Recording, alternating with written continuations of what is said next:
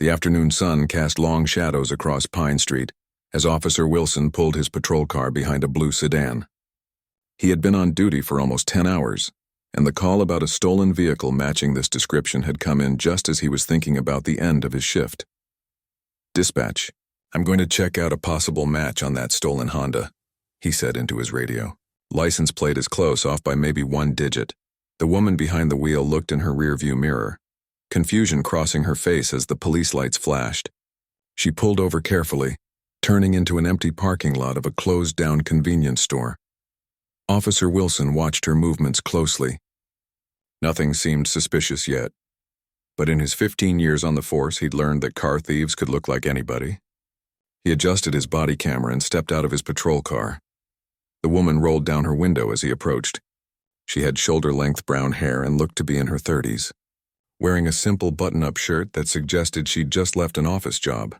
"License and registration." "Please," Officer Wilson said, not bothering with a greeting. His hand rested near his belt out of habit. "Of course, officer," the woman replied, reaching slowly for her purse. "May I ask what this is about?"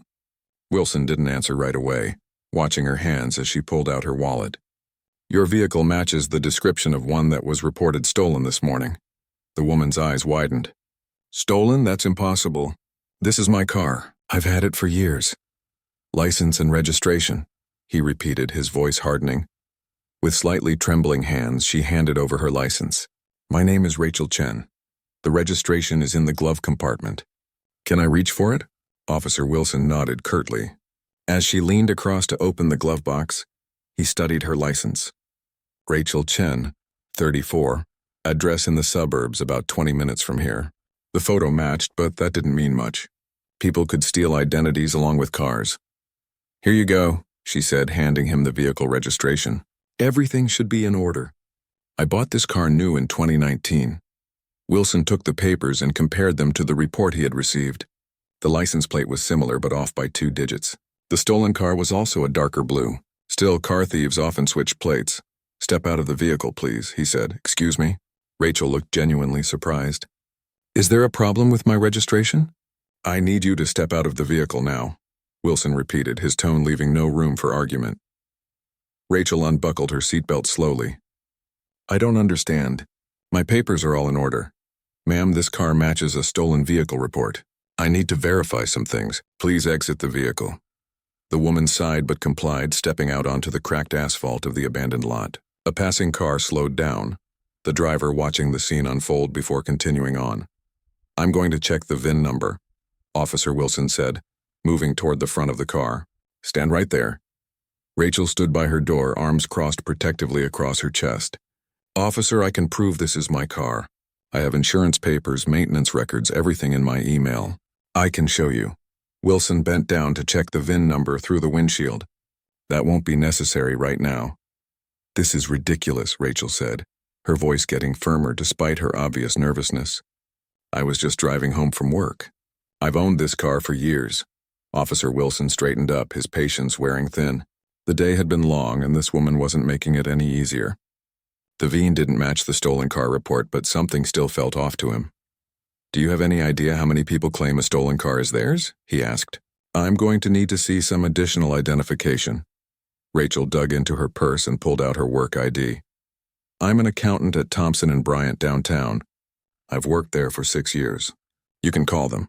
Officer Wilson barely glanced at the ID. "Where were you between 8 a.m. and noon today?" "At work, in meetings most of the morning. There are at least a dozen people who can confirm that." "And you expect me to just take your word for it?" Wilson's voice had an edge to it now. His hand went to his radio. "Dispatch requesting backup on Pine Street at the old Quick Mart lot. Possible stolen vehicle. Backup? Are you serious?" Rachel's voice rose in pitch. "Officer, please, this is a mistake. Look at my registration again. Look at my license." "This is my car."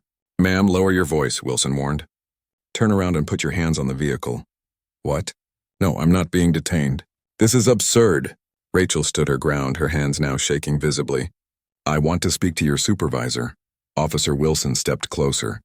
"Turn around and put your hands on the vehicle now." "I'm not doing anything wrong." Tears of frustration welled in Rachel's eyes. "Please, just check your report again." "The plates don't even match." Wilson reached for her arm. Last warning. Rachel pulled back instinctively. Don't touch me. This is harassment. That was all Officer Wilson needed. In one swift motion, he grabbed Rachel by the arm and spun her around, pushing her against the car. Stop resisting! I'm not resisting, Rachel cried out, her cheek pressed against the roof of her car. You're hurting me. A young man walking his dog across the street stopped and pulled out his phone, pointing it toward the scene. Another car slowed down, this one stopping completely. Mind your business, Wilson shouted at the onlookers before turning back to Rachel. You're making this worse for yourself. Please, Rachel said, her voice breaking. Check my car against the report again. The VIN numbers won't match. This isn't the stolen car. Officer Wilson kept her pinned against the vehicle with one hand while he reached for his radio with the other. Dispatch, what's the ETA on that backup? 2 minutes out, came the crackled response. The young man with the dog moved closer, his phone still recording. Hey, is everything okay over there? He called out. Stay back, Wilson shouted. Police business. Rachel turned her head slightly, making eye contact with the bystander. Please help me. This is my car. He won't listen. The situation was escalating quickly. More cars were slowing down. Another person had started filming from their vehicle. Wilson's grip tightened on Rachel's arm. Stop talking and stay still. You're making a huge mistake, Rachel said through gritted teeth. I've never stolen anything in my life. Officer Wilson leaned in closer, his voice low and threatening. You know what happens to car thieves in this county? They don't get off easy. I'm not a thief, Rachel insisted. Please, just double-check the report. A patrol car pulled into the lot, lights flashing. Officer Wilson's partner, Officer Taylor, stepped out and approached the scene. What have we got? Taylor asked, taking in the situation. Possible stolen vehicle. Drivers being uncooperative, Wilson replied. Officer Taylor looked at the frightened woman, then at the small crowd gathering nearby. What's the plate on the stolen vehicle? Wilson recited it from memory. Taylor frowned. That's not the same plate. Plates get switched all the time, Wilson said defensively. And the VN? Taylor asked. I checked it. It's not a match either, Wilson admitted reluctantly. Officer Taylor's expression changed. Then why is she detained against her car? She was resisting, Wilson said, but his grip on Rachel loosened slightly. I wasn't resisting. I was trying to explain that this is my car, Rachel said, her voice desperate. Please check my registration again. Taylor took the registration papers from Wilson and examined them carefully, then looked at the license plate and back to the papers. Everything matches, Taylor said quietly. Wilson, I think we need to let her go. The realization that he might have made a serious error began to dawn on Officer Wilson's face. But instead of admitting his mistake, his expression hardened. She was belligerent and uncooperative with a police officer. Because you wouldn't listen to me. Rachel countered, tears streaming down her face now. Officer Taylor stepped closer, lowering his voice. Wilson, there are at least 3 people filming this right now. Let her go. But something in Wilson had snapped. The long shift, the embarrassment, the witnesses, it was all too much. His grip on Rachel tightened again. She's still interfering with an investigation, he insisted, and I need to verify her identity further. Wilson, Taylor warned, this isn't right. The body cameras were rolling. The bystanders were recording. And Officer Wilson was about to cross a line that would change multiple lives forever. The tension in the air was thick enough to cut with a knife. Rachel remained pinned against her car, with Officer Wilson's grip tightening around her arm. Officer Taylor stood a few feet away, concern etched across his face as he watched his partner's behavior spiral out of control. Wilson, let her go, Taylor repeated, his voice firmer this time. The car doesn't match. The paperwork checks out, but Officer Wilson wasn't listening anymore. The small crowd of onlookers had grown to about a dozen people, many with phones pointed at the scene. The humiliation of being wrong burned in his chest, transforming rapidly into anger. Stay out of this, Taylor, Wilson snapped. I'm handling it. Rachel tried to turn her head to look at Wilson. Please, officer, you're hurting me. I haven't done anything wrong. Stop moving, Wilson barked, pushing her harder against the car. A middle-aged woman stepped forward from the crowd. This isn't right. She's not resisting. Wilson's head snapped toward the bystander. Back up, all of you, back up right now. Officer Taylor put his hand on his radio. "Wilson, I'm calling the sergeant." That was when Rachel made what would later be described as her only mistake. With Wilson distracted by the crowd and Taylor, she attempted to straighten up slightly to relieve the pressure on her chest. Wilson felt the movement and something inside him snapped. In one swift, shocking motion, his hand shot up and wrapped around Rachel's throat. The crowd gasped collectively as Wilson spun her around, her back now against the car, his hand squeezing her neck. "I said, don't move," Wilson shouted, his face inches from hers. Rachel's eyes widened in terror. Her hands instinctively went to his wrist, trying to pull his grip away. No words came out, only a terrible choking sound that cut through the stunned silence of the parking lot. "Wilson, stop!" Taylor lunged forward, grabbing his partner's shoulder. "Let her go now." But Wilson was beyond reason. His fingers dug deeper into Rachel's throat as he pushed her back against the car. "You think you can make a fool of me? You stole this car. Admit it." Rachel's face was turning red.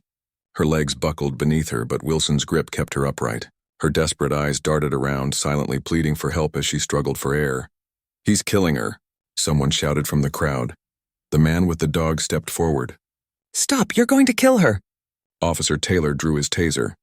"Wilson, last warning. Release her now or I will tase you." For 3 terrifying seconds, Wilson maintained his grip.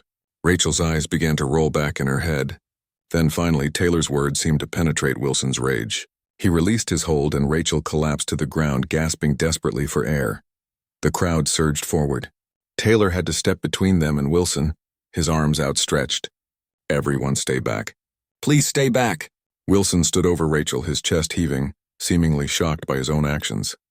She was resisting arrest." "No, she wasn't," came a voice from the crowd. "We all saw what happened. We have it on video." Rachel lay on the ground, coughing violently, her hands at her throat. Red marks in the shape of fingers were already forming on her neck. When she finally managed to speak, her voice was a hoarse whisper. "Please, help me." Taylor knelt beside her. "Ma'am, an ambulance is on the way. Try not to talk." He turned to Wilson, his voice low but intense. "Give me your cuffs." "What?"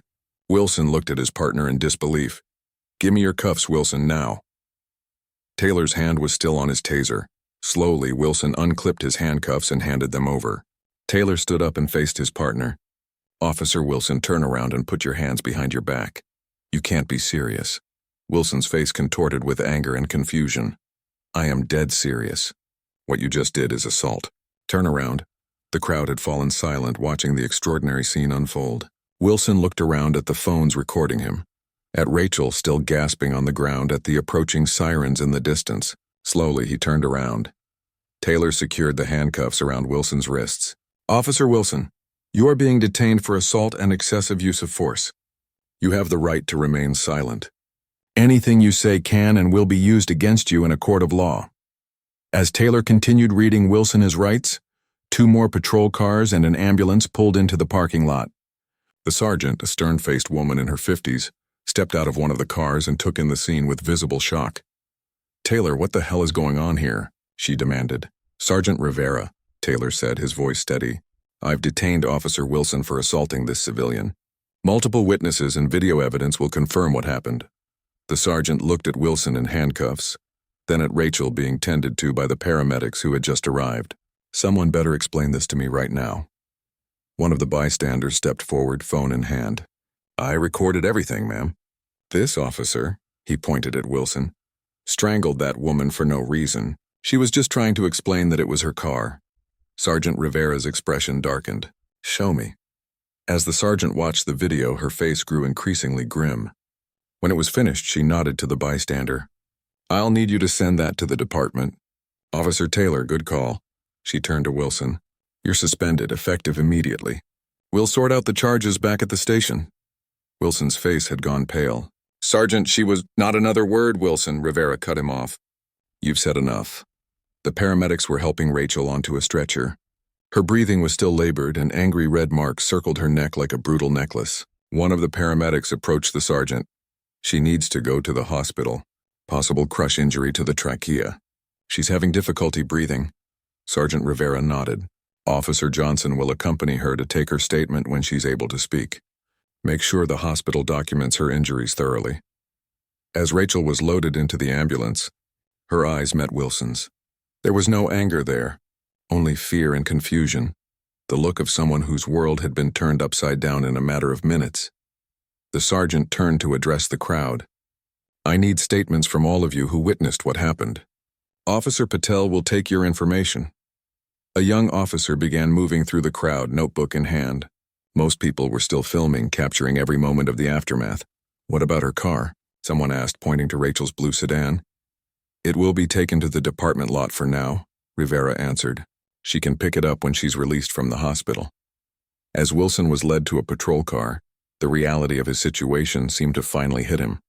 His face crumpled, not with remorse but with self-pity. "My career," he muttered. "You should have thought about that before you put your hands around that woman's throat," Taylor said quietly, as he placed Wilson in the back seat.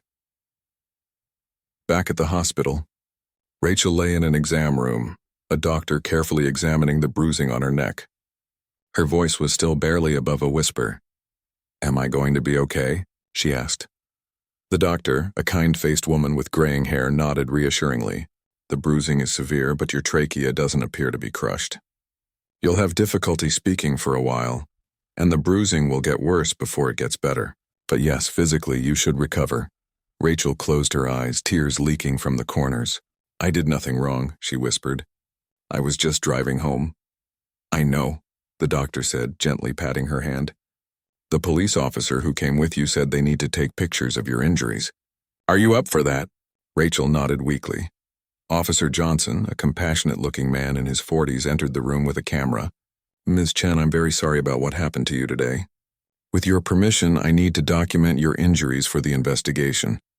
Rachel nodded again, and Johnson carefully photographed the bruising on her neck from multiple angles. "When you're feeling up to it, I'll need to take your statement," Johnson said, "but it can wait until tomorrow if you prefer." "No," Rachel whispered. "I want to do it now. I want him to pay for what he did." Johnson pulled up a chair beside her bed. "Take your time. Start from the beginning." Rachel recounted the events in a raspy whisper, from being pulled over to the terrifying moments when she couldn't breathe. Johnson took detailed notes, occasionally asking for clarification. "So at no point did you resist arrest or threaten Officer Wilson?" Johnson asked. "Never," Rachel replied. "I just kept trying to explain that it was my car. I showed him all my paperwork. Everything matched." Johnson nodded, his expression grim.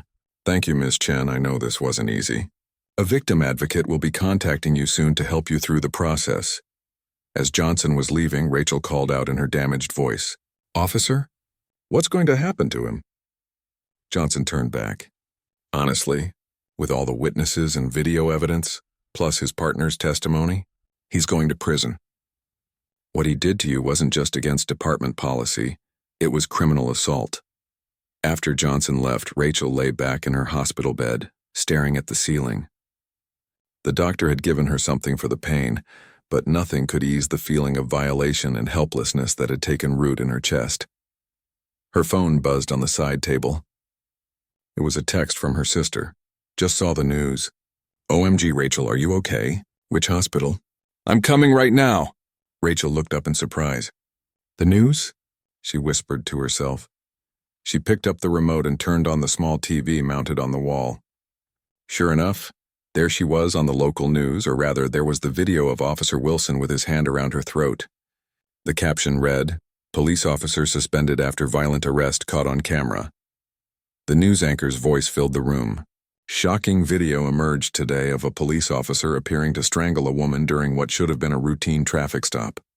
Sources say the woman was incorrectly suspected of driving a stolen vehicle, despite providing proper documentation, proving the car was hers. The officer, identified as Thomas Wilson, has been suspended pending an investigation. The victim, whose name is being withheld at this time, was taken to County General Hospital. Her condition is currently unknown." Rachel turned off the TV, her hand shaking. It had been less than 4 hours since she'd been pulled over, and already her attack was on the news. Her phone buzzed again with more messages from friends who had seen the footage. A nurse entered the room. "Ms. Chen? There are reporters asking about you downstairs. We've told them we can't comment on patients, but you should know they're here." Rachel closed her eyes. This nightmare was far from over. But as the painkillers began to take effect, a different emotion started to replace her fear. determination. Officer Wilson had tried to blame her for a crime she didn't commit. He had put his hands around her throat when she had done nothing wrong. "He won't get away with this," she whispered to the empty room, her damaged voice barely audible. "I won't let him." At the police station across town, Officer Wilson sat in an interview room, his former colleagues now treating him like any other suspect. The weight of what he had done, and what it would cost him, was finally starting to sink in. The fluorescent lights buzzed overhead in the small interview room at the police station. Officer Wilson sat alone at the metal table, his uniform now feeling like a costume he had no right to wear. The door opened and Captain Rivera entered with Internal Affairs Detective Lopez. "Officer Wilson," Captain Rivera said, her voice professional but cold. "Detective Lopez will be taking your statement about the incident today." Wilson straightened up. "Captain, this is all being blown out of proportion. That woman was— Save it for your statement," Rivera cut him off. "Your body camera footage is being reviewed as we speak, along with Officer Taylor's. Multiple civilian videos are already circulating online." "This isn't going away." Detective Lopez placed a recorder on the table. "This interview is being recorded. Please state your name and badge number." Wilson complied, his voice flat. "Tell me in your own words what happened today during the traffic stop with Rachel Chen." Wilson took a deep breath. This was his chance to control the narrative. "I received a call about a stolen blue Honda sedan. I spotted a vehicle matching that description and initiated a traffic stop. The driver became immediately hostile and uncooperative." "Hostile in what way?" Lopez asked, his pen poised above his notepad. "She refused to comply with my commands. When I asked her to step out of the vehicle, she argued with me. When I attempted to detain her for questioning, she physically resisted." Lopez's expression remained neutral. "Did she strike you or attempt to flee?" Wilson hesitated. "Not exactly, but she tensed up and pulled away when I tried to restrain her." "And what happened next?" "I had to use reasonable force to gain compliance. She continued to resist and made threatening statements." "What threatening statements exactly?" Wilson shifted in his seat. She said she wasn't going to cooperate, that I couldn't detain her." Lopez made a note. "And then?" "I restrained her against the vehicle. My partner arrived and misinterpreted the situation. Things escalated from there." "Let's talk about the restraint technique you used," Lopez said, his voice still neutral. "You placed your hand around Ms. Chen's throat, correct?" Wilson's jaw tightened. "I placed my hand on her upper chest to keep her against the vehicle. If it appeared to be on her throat, that wasn't my intention." Captain Rivera, who had been silent, suddenly spoke up. "Officer Wilson, are you aware that at least 7 separate videos clearly show your hand wrapped around this woman's throat? That the medical report indicates bruising consistent with strangulation?" Wilson's confidence faltered. I didn't mean to." "I'd advise you to be truthful," Lopez interjected. "Lying in an official statement is a separate offense." Wilson's shoulders slumped slightly. "Things happened very fast. I believed she was becoming combative. I acted to neutralize what I perceived as a threat." "A threat?" Rivera couldn't contain her disbelief. "The woman is 5'4" and was complying with all legal orders. Your partner has already given his statement, Wilson. He said there was no justification for what you did." Wilson's face hardened. "Taylor hasn't been on the job as long as I have. He doesn't understand the split-second decisions we have to make." "Let's go back to the beginning," Lopez said. "You stated you received a call about a stolen vehicle. Our records show the stolen vehicle report was for a navy blue Honda with license plate THX 4213. Ms. Chen's car is a light blue Honda with license plate THX 4873. Why? Did you believe these were the same vehicle?" Wilson shifted uncomfortably. "As I said, it matched the general description. But after checking her registration and the VIN number, you knew it wasn't the stolen vehicle, correct?" "Yes, but—" "So at the point when you placed your hand around her throat, you were aware she was not driving a stolen vehicle?" Wilson's face flushed. "Technically, yes," Lopez made another note. "So why were you still detaining her?" "She was interfering with an investigation, being disrespectful to an officer." "Disrespect is not a crime, Officer Wilson," Lopez said quietly. The interview continued for another hour, with Wilson becoming increasingly defensive. When it was finally over, Lopez gathered his notes and turned off the recorder. "You can wait here," he said, leaving Wilson alone in the room. Outside in the hallway, Lopez conferred with Captain Rivera. He's lying through his teeth, Lopez said. Trying to paint her as the aggressor when all evidence shows the opposite. Rivera nodded grimly. His report says nothing about putting his hands on her throat. Claims she confessed to stealing the car, which we know is false. It's a complete fabrication. This is going to the DA, Lopez confirmed. With the videos and witness statements, not to mention Officer Taylor's testimony, it's open and shut. The press is all over this, Rivera sighed. Chief Williams is holding a press conference in an hour. Across town at County General Hospital, Rachel lay in bed, her throat still throbbing with pain. A gentle knock on the door interrupted her thoughts. A woman in a smart pantsuit entered, carrying a briefcase. Ms. Chen? I'm Linda Washington from the District Attorney's Office. Do you feel up to talking? Rachel nodded, though speaking was still difficult. Linda sat beside the bed. I want you to know that we're taking this very seriously. Officer Wilson is being charged with assault, false imprisonment, and filing a false police report. Rachel's eyes widened. False report? She whispered. Linda nodded. He claimed in his official report that you confessed to stealing the car and that you attacked him first. He made no mention of putting his hands on your throat. Anger flashed across Rachel's face. He's lying, she rasped. We know, Linda assured her. The evidence against him is overwhelming. His body camera footage, his partner's testimony, and of course the civilian videos. Rachel swallowed painfully. What happens now? There will be an arraignment, but given the nature of the case and the clear evidence, things may move quickly. I wanted to prepare you. Your name is being kept out of the news for now, but as the case progresses, that might change. I don't care, Rachel whispered fiercely. I want everyone to know what he did. Linda smiled sympathetically. We'll need you to testify, but not right away. Focus on recovery first. After Linda left, Rachel's sister Lily arrived, rushing to her bedside. Oh my God, Rachel. Your neck. The bruises had darkened to a deep purple, the unmistakable shape of fingers clearly visible against her skin. Rachel tried to smile reassuringly. It looks worse than it feels, she lied. Lily's eyes filled with tears. I saw the video. How could he do that to you? You could have died. I know, Rachel whispered. But I didn't, and now he's going to pay for what he did. Lily took her hand. The news is saying his report claimed you attacked him first, that you admitted to stealing the car. Rachel's eyes flashed with anger again. He's trying to cover it up. Make me look like the criminal. It won't work, Lily assured her. Not with all those videos. Back at the police station, Chief Williams prepared for the press conference. The department's public relations officer briefed him on the situation. Sir, this is a disaster. The videos have gone viral. Justice for Rachel is trending on social media. The mayor's office has called 3 times. Chief Williams nodded grimly. What's our position? Complete transparency. We acknowledge the officer's actions were criminal, that he's been suspended without pay pending charges, and that we're cooperating fully with the DA's office. And Officer Taylor. He did everything by the book. Intervened immediately, detained Wilson, and provided immediate aid to the victim. He's being hailed as a hero online. The chief straightened his tie. Good. Make sure he's recognized for it.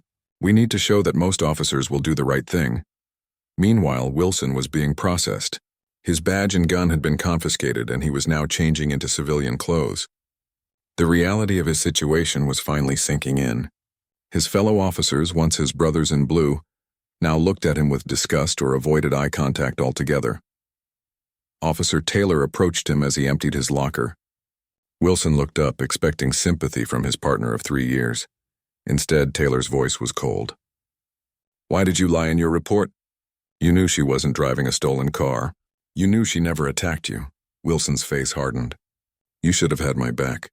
That's what partners do. Taylor shook his head in disbelief. No, partners stop each other from making terrible mistakes. I tried to stop you, Wilson. You wouldn't listen. And now you're trying to destroy that woman's reputation to save yourself.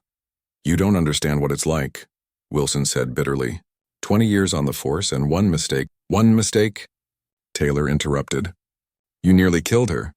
Over what, your pride? Because you couldn't admit you were wrong about the car? Wilson said nothing, just continued emptying his locker. The worst part, Taylor continued, is that you still don't get it. You're still making excuses instead of owning what you did. As Taylor walked away, Wilson slammed his locker shut. In his mind, he was the victim here. Of an ungrateful public, of a partner who betrayed him, of a system that no longer respected authority. The press conference was starting. On a small TV in the break room, officers gathered to watch as Chief Williams approached the podium, cameras flashing. Good evening. Today, an incident occurred that violates everything our department stands for. One of our officers used excessive and potentially deadly force against an innocent civilian during what should have been a routine traffic stop. The chief's words were direct and unequivocal. Let me be clear. What happened today is not just a violation of department policy. It is a criminal act. Officer Thomas Wilson has been suspended without pay, and we are fully cooperating with the district attorney's office as they pursue charges against him.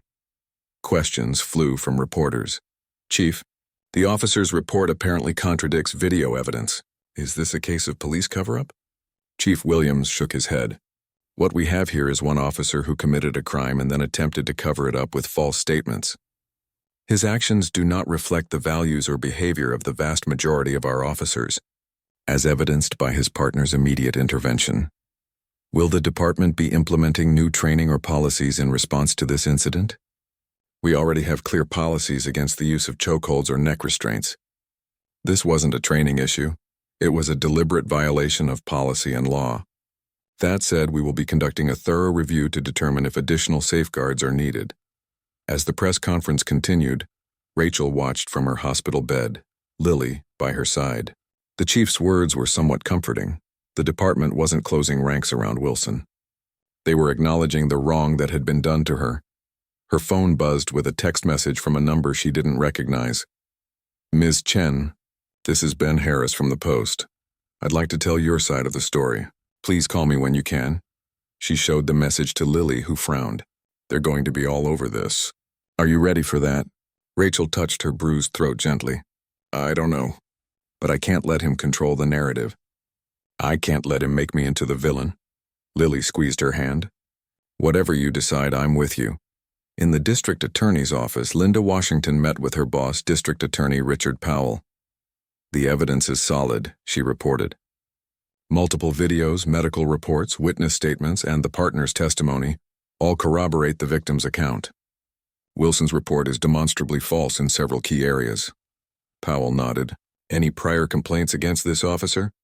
Linda slid a folder across the desk. 3 in the last 5 years. All for excessive force. All dismissed after internal review. Powell's eyebrows rose. Were any of those legitimate?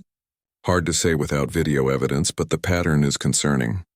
All 3 complainants were minorities.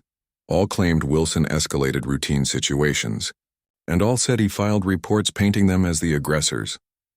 So this may not have been an isolated incident, Powell mused. This could be a pattern of behavior that finally got caught on camera. Exactly, Linda agreed.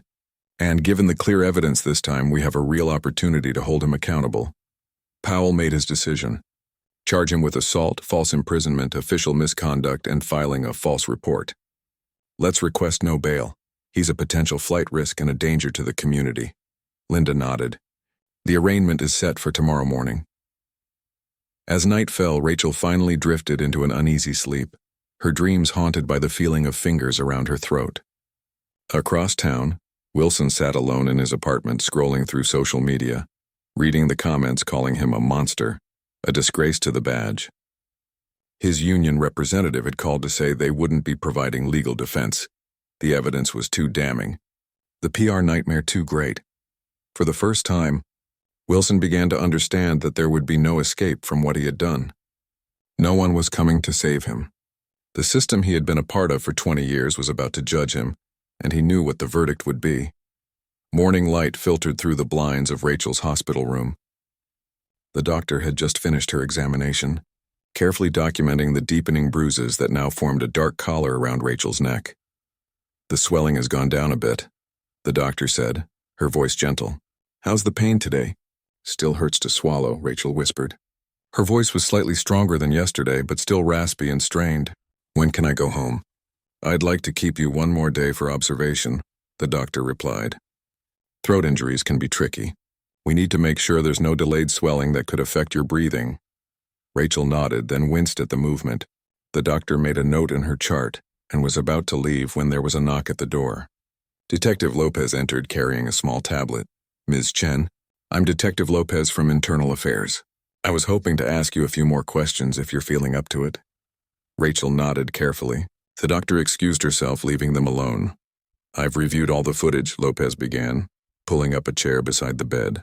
But I wanted to hear from you directly about what happened before Officer Wilson's partner arrived. Rachel recounted the events in her raspy voice, from being pulled over to Wilson's escalating aggression. Lopez listened attentively, occasionally making notes. At any point did you refuse a direct lawful order? He asked. No, Rachel whispered firmly. I gave him my license right away. I told him the registration was in the glove box and asked permission to reach for it. I got out of the car when he told me to. I only started protesting when he was pushing me against the car for no reason. Lopez nodded. Did you ever threaten him in any way? Never, Rachel said, her damaged voice cracking with emotion. I was scared. I kept asking him to check the papers again, to look at the license plate numbers. I knew it wasn't the stolen car. One more thing, Lopez said, his expression serious. Officer Wilson claimed in his report that you admitted to stealing the car. Did you ever make such a statement? Rachel's eyes widened in disbelief. Absolutely not. That's a complete lie. I kept telling him it was my car. I've owned it for years. Lopez nodded again, seeming unsurprised. Thank you, Ms. Chen. Your account matches the video evidence and witness statements we've collected.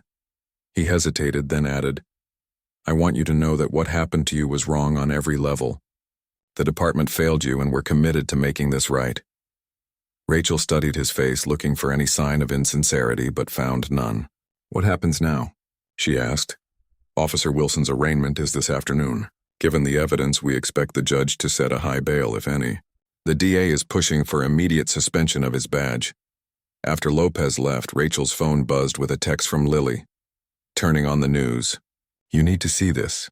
Rachel reached for the remote and turned on the small TV in her room. A reporter stood outside the police headquarters. In a stunning development, Internal Affairs has released Officer Wilson's disciplinary record following yesterday's violent incident. Records show this isn't the first time Wilson has been accused of excessive force. At least 3 previous complaints were filed against him in the past 5 years, all dismissed after internal review. Civil rights advocates are now calling for those cases to be reopened. The scene cut to a press conference where a woman, identified as an attorney for the Civil Liberties Union, spoke passionately. What happened to Rachel Chen is horrific, but it's not isolated. For years, Officer Wilson has been allowed to abuse his power. How many others suffered without the benefit of video evidence? How many were silenced by a system designed to protect officers like Wilson instead of the public? Rachel stared at the screen in shock. She wasn't the first. There were others who had experienced Wilson's rage, his abuse of power. The thought made her feel sick. Her phone rang. It was Linda Washington from the DA's office. Ms. Chen, I wanted to update you. We've obtained a warrant to search Officer Wilson's personal and work devices. We have reason to believe this pattern of behavior may extend beyond the official complaints. What do you mean? Rachel asked. We're looking at his text messages, emails, social media activity, anything that might reveal his attitudes toward civilians, especially minorities. One of his previous complainants has already reached out after seeing the news. They're willing to testify about their experience. After hanging up, Rachel sat in silence, processing everything. What had begun as a routine traffic stop was now expanding into something much larger.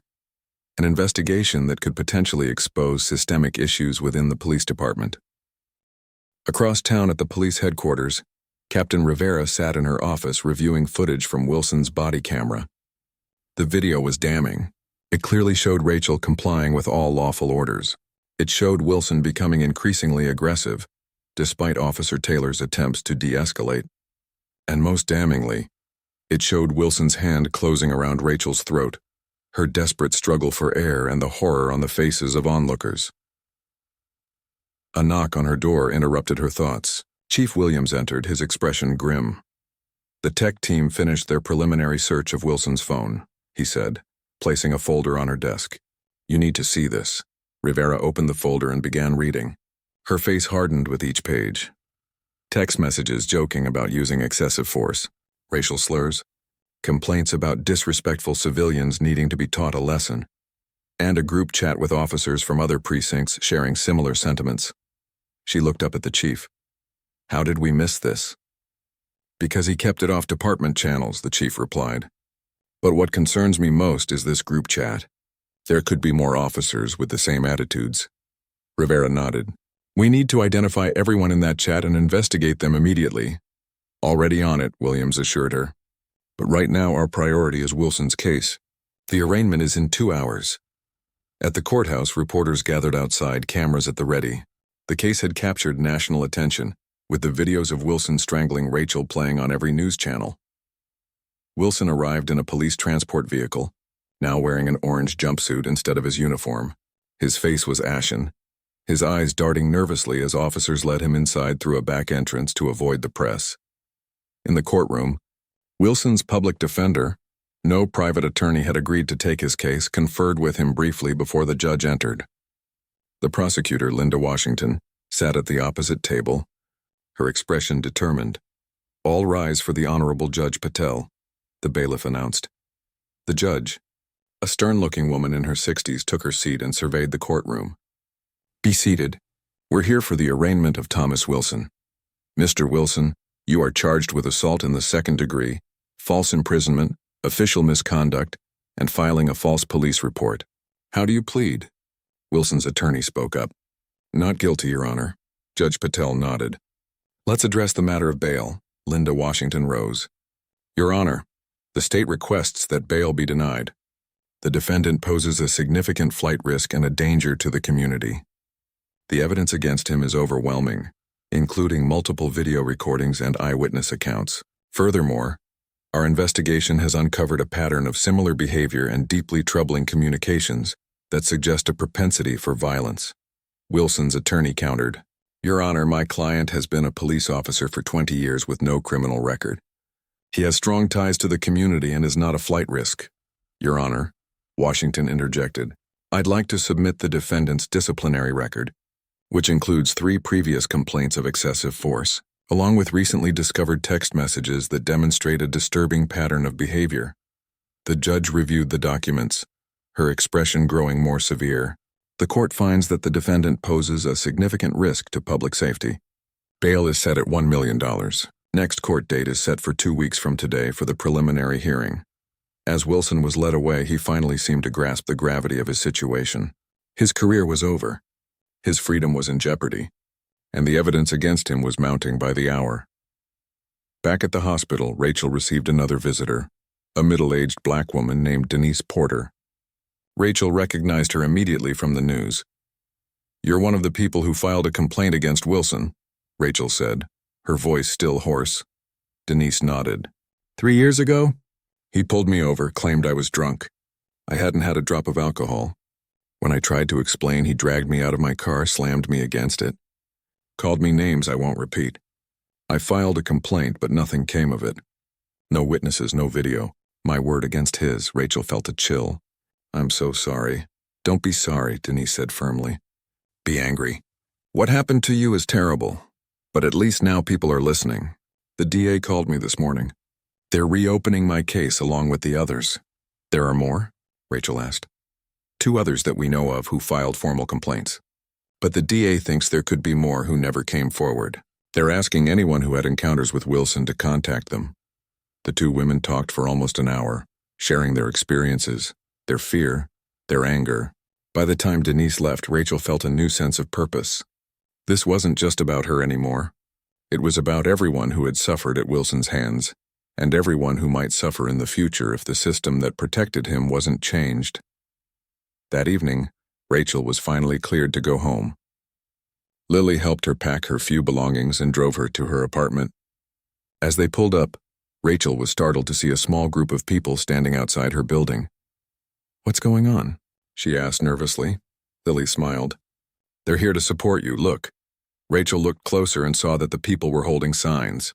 Justice for Rachel, and end police brutality, and we stand with you. How do they know where I live? Rachel whispered, suddenly worried. They don't, Lily assured her. They're at every precinct, every courthouse, and even the hospital. This is happening all over the city, Rachel. People are outraged by what happened to you. Rachel felt tears well up in her eyes. I never wanted to be the face of a movement.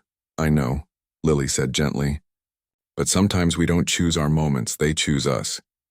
Inside her apartment, Rachel finally felt safe enough to break down.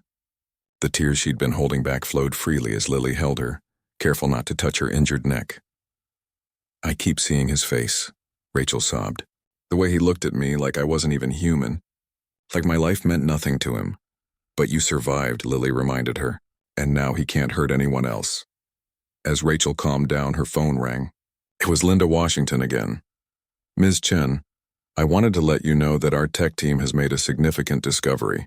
We found a pattern in Officer Wilson's traffic stops.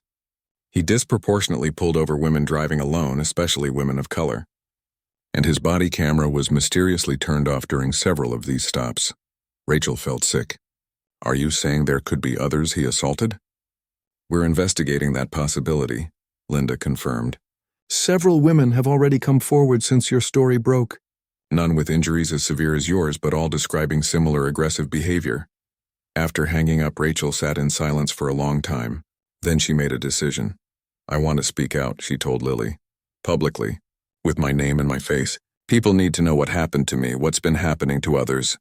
"Are you sure?" Lily asked, concerned. "Once you do that, there's no going back. My privacy was violated the moment he put his hands on me," Rachel said firmly. "If speaking out helps even one other person come forward, or prevents this from happening to someone else, it's worth it." The next morning, Rachel sat down with a respected journalist who had been covering police accountability issues for years. She told her story in her own words, her voice still raspy but growing stronger. The photographer captured images of her bruised neck, visible evidence of what Wilson had done to her. As the interview concluded, the journalist asked, "What do you hope comes from sharing your story?" Rachel thought carefully before answering. "Justice, of course. For me and for everyone else Wilson hurt. But more than that, I want change. Real change in how police officers are held accountable, in who becomes a police officer in the first place. No one should have the power Wilson had without the character to use it responsibly." The article was published online that afternoon and would be on the front page of the newspaper the next day. Within hours, it had been shared thousands of times on social media. More women began coming forward with their own stories about Officer Wilson, and a pattern of behavior emerged that was even more disturbing than initially thought. At the police department, the investigation had expanded. The tech team was now examining Wilson's entire history with the force, reviewing body camera footage from hundreds of traffic stops, cross-referencing complaints, and interviewing fellow officers about his behavior. Officer Taylor sat in an interview room with Detective Lopez and another internal affairs investigator. "Looking back," Taylor said, "there were signs I should have noticed. Comments he would make about certain drivers. The way he'd get frustrated when people asked questions instead of just complying. But I never thought he'd go as far as he did with Rachel Chen." "Did you ever report any concerns about his behavior?" Lopez asked. Taylor looked down, ashamed. "No, I told myself it was just talk, just blowing off steam. I should have said something sooner. Maybe none of this would have happened." The investigation continued to expand, reaching into every corner of Wilson's professional life. What had begun as a single incident of violence was revealing a years-long pattern of abuse, enabled by a system that consistently gave Wilson the benefit of the doubt over the civilians who complained about him. As Rachel went to bed that night, her neck still aching but her voice growing stronger, she thought about all the people who had reached out to her after the article was published, people who had suffered similar experiences, people who thanked her for her courage, people who promised to fight alongside her for change. She hadn't asked for any of this. She had just been driving home from work, living her normal life. But now she found herself at the center of something much bigger than herself, a movement for accountability, for justice, for change. Tomorrow would bring Wilson's preliminary hearing, where the judge would determine if there was enough evidence to proceed to trial. With the mountain of evidence against him, the outcome seemed certain. But for Rachel, this was just the beginning of a longer journey, one that would hopefully lead to a system where no one else would have to experience what she had endured. The courthouse steps were crowded with reporters and protesters as Rachel arrived for Wilson's preliminary hearing. 2 weeks had passed since the incident, but the bruises on her neck were still visible, faded to a yellowish green. Her sister Lily walked beside her, a protective arm around her shoulders. "You ready for this?" Lily asked quietly. Rachel nodded, adjusting the scarf she wore loosely around her neck. Her voice had improved but still carried a raspy quality that doctors said might be permanent. a lasting reminder of what Wilson had done to her. As they approached the entrance, a chant rose from the crowd. "Justice for Rachel! Justice for all victims!" Signs bobbed above the crowd. "End police brutality and hold bad cops accountable, and who polices the police?" The case had become a rallying point for police reform advocates across the country. Inside the courthouse, Rachel was led to a private waiting area where Linda Washington greeted her. "How are you holding up?" Linda asked. "Nervous," Rachel admitted. "But ready." Linda nodded approvingly. "The evidence is overwhelming. The judge will almost certainly move this to trial, but I wanted to prepare you. Wilson's attorney has a reputation for aggressive cross-examination. He'll try to paint you as anti-police or suggest you provoked Wilson somehow." "Let him try," Rachel said firmly. "The videos show exactly what happened." "Yes, they do," Linda agreed. "But there's something else you should know. We've been approached about a possible plea deal." Rachel's eyes widened. "Already? What kind of deal?" "Wilson would plead guilty to reduced charges, assault in the 3rd degree instead of 2nd, and the false imprisonment charge would be dropped. He'd serve at least 2 years, lose his badge permanently, and be barred from any law enforcement or security position for life." Rachel considered this. "What do you think I should do?" "It's not my decision," Linda said carefully. "A plea means a guaranteed conviction. No trial, no cross-examination. But it would be a lighter sentence than he might get if convicted on all charges." "And what about the other women?" Rachel asked.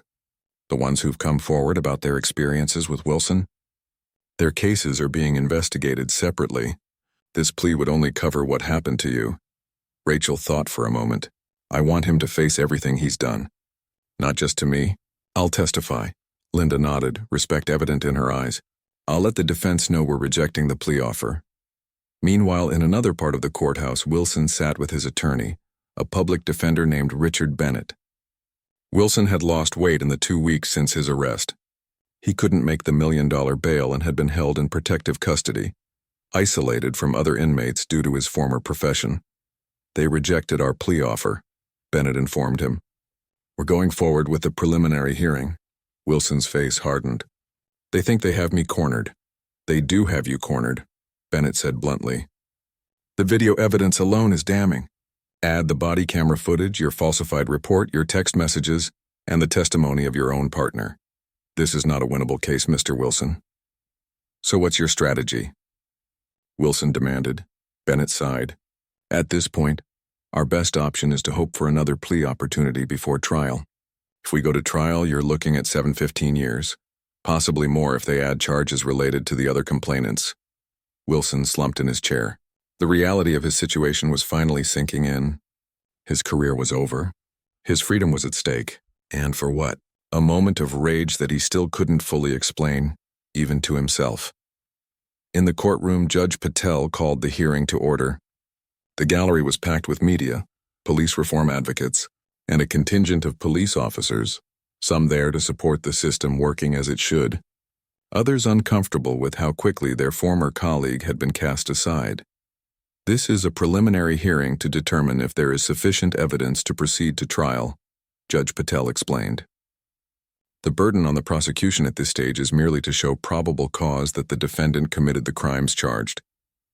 Linda Washington presented the state's evidence methodically. First, the civilian video showing Wilson's hand around Rachel's throat. Then the body camera footage from both Wilson and Officer Taylor, the falsified police report, the medical documentation of Rachel's injuries, and finally the text messages, showing Wilson's pattern of aggression and bias. Wilson watched impassively as his own words were read aloud to the court, messages where he'd boasted about teaching lessons to civilians who didn't show proper respect, messages filled with slurs and casual references to excessive force. Bennett made a perfunctory attempt to challenge the evidence, arguing that the situation had escalated quickly, and Wilson had acted in what he perceived as self-defense. But his arguments fell flat against the mountain of evidence showing Rachel had never posed any threat. Finally, Rachel was called to testify. She took the stand, her hand slightly trembling as she was sworn in, as she recounted the events of that day, the routine traffic stop, Wilson's escalating aggression, the terrifying moments when she couldn't breathe. The courtroom fell silent. hanging on her every raspy word. "Did you at any point threaten Officer Wilson?" Linda asked. "No," Rachel said firmly. "I was confused and scared, but I followed his lawful orders. I only began to protest when he was pushing me against my car for no reason." "And did you ever confess to stealing the car, as Officer Wilson claimed in his report?" "Absolutely not. I kept telling him it was my car. I showed him all the documentation proving it was mine." Bennett's cross-examination was brief and ineffective. He tried to suggest Rachel had been argumentative, but the videos clearly showed her calm compliance until Wilson became aggressive. As Rachel stepped down from the witness stand, her eyes briefly met Wilson's. There was no remorse in his gaze, only cold resentment. She looked away, refusing to be intimidated. Judge Patel spoke after the final arguments. "Based on the evidence presented, the court finds there is more than sufficient probable cause to believe the defendant committed the crimes charged. This case will proceed to trial. The defendant will remain in custody." As the hearing concluded, a commotion erupted outside the courtroom. Reporters rushed out, followed by curious spectators. Rachel, Linda, and others followed to see what was happening. In the main lobby of the courthouse, a press conference was underway. The city's mayor stood at a podium, flanked by the police chief and several community leaders. "Today, I am announcing a comprehensive review of our police department's hiring practices, training protocols, and disciplinary procedures," the mayor announced. "What happened to Rachel Chen was not just the action of one officer. It was a failure of our system to identify and remove officers who abuse their power." The police chief stepped forward. "Effective immediately, we are implementing mandatory psychological evaluations for all officers, expanded de-escalation training, and a zero-tolerance policy for excessive force. Additionally, all previous complaints against officers will be independently reviewed." Rachel listened in stunned silence. Her personal trauma was catalyzing real change. A reporter shouted a question. "Chief Williams, how do you respond to criticism that Wilson's behavior was known to the department for years, but nothing was done until a video went viral?" The chief's expression was grim. "That criticism is valid. We failed Miss Chen and we failed others before her. That's why we're committed to fundamental reform, not just superficial changes." Another reporter called out, "Is the department looking into other officers who may have similar patterns of behavior?" "Yes," the chief confirmed. "We've identified several officers through our review of Wilson's communications who demonstrated concerning attitudes. They've been placed on administrative leave pending investigation." As the press conference continued, Linda touched Rachel's arm. "There's something else you should know. Judge Patel has called for a special hearing tomorrow morning. It's unusual, but given the high-profile nature of the case, what kind of hearing?" Rachel asked. She didn't specify, just that all parties need to be present. The next morning, Rachel returned to the courthouse, curiosity mixing with anxiety about what Judge Patel might want. The courtroom was again filled to capacity. Wilson was brought in wearing his orange jumpsuit, looking haggard. His attorney seemed equally confused about the purpose of the hearing. Judge Patel called the court to order.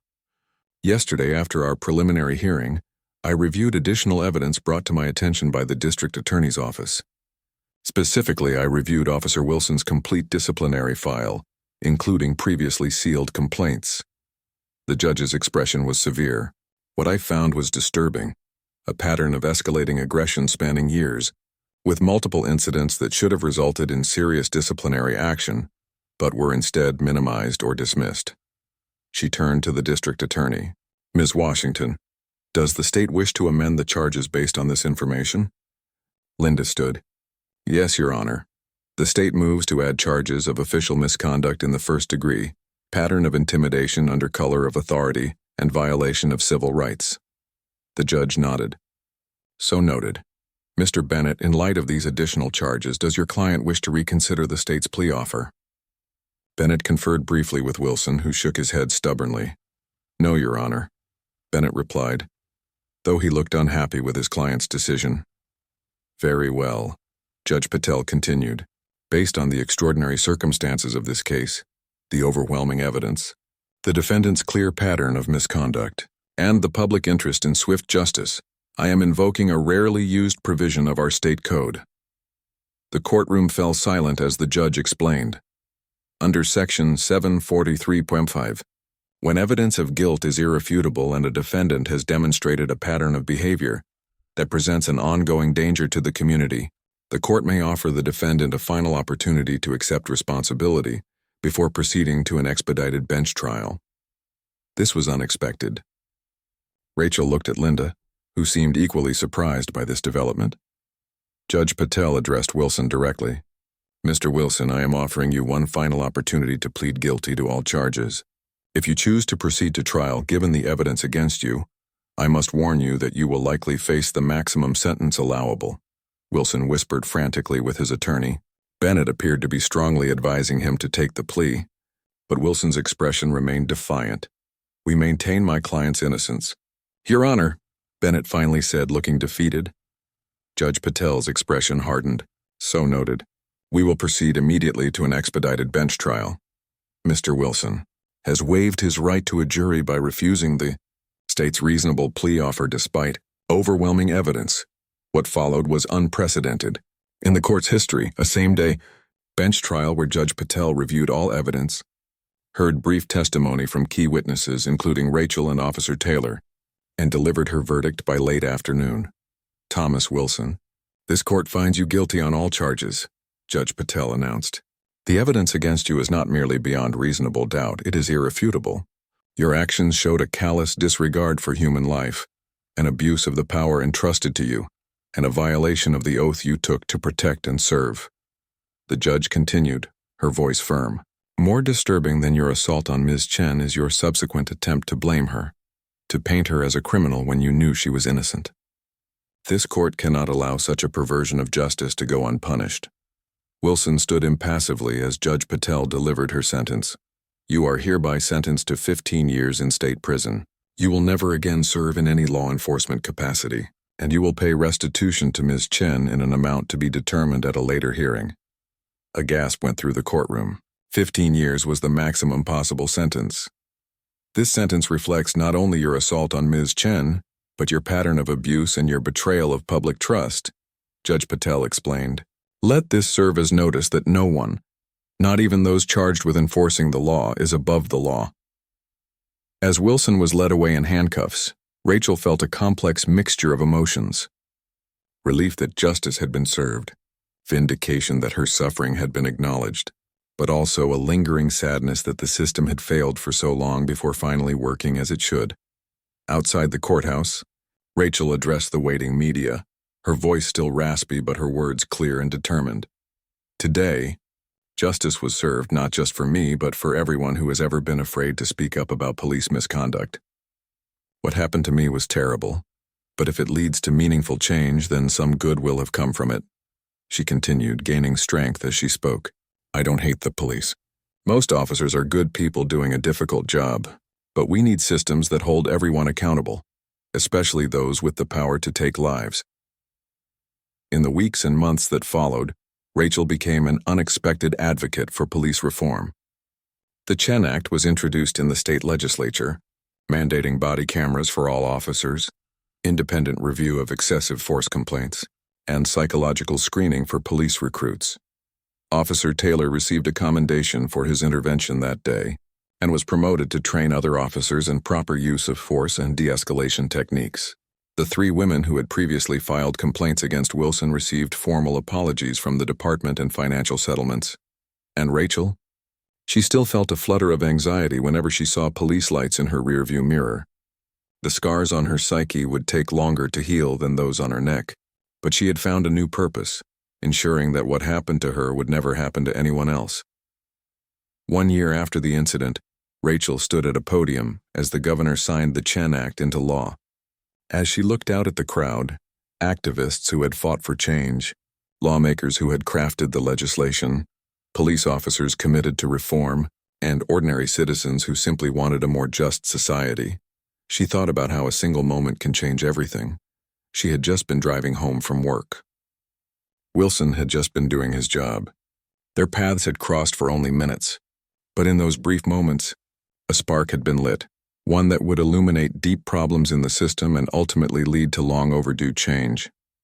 "This law won't fix everything," Rachel said in her closing remarks, her voice now recovered but permanently altered. carrying a slight rasp that served as a reminder of her ordeal.